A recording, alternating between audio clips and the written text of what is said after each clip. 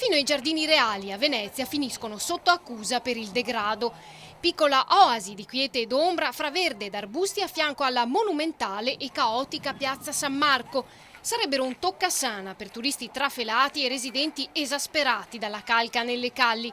Appena varcata la soglia del cancello, però, passa tutto l'idillio. Meglio farsi passare anche il bisogno di usare i servizi pubblici in caso di necessità, perché tanto non ci sono. Aperti, poi chiusi e mai più ripristinati. Hanno davanti un bel cartello con scritto vietato l'accesso. Infatti poco più in là un cespuglio al riparo consente a qualcuno di arrangiarsi alla meno peggio. E forse così si spiegano le maleodoranti esalazioni proprio vicino alle panchine, dove in tanti si appoggiano per riprendere fiato, ma forse meglio evitare per non perderlo del tutto.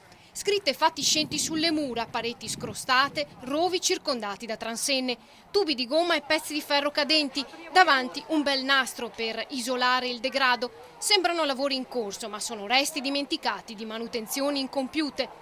Neppure farsi venire in mente di acquistare dell'acqua fresca nel chioschetto appena fuori dal cancello dei giardini. Leggendo il prezzo, 1,70 € per mezzo litro, forse passa pure la sete. Una cartolina niente male, un ricordo della città più bella del mondo che senz'altro in molti conserveranno nel cuore.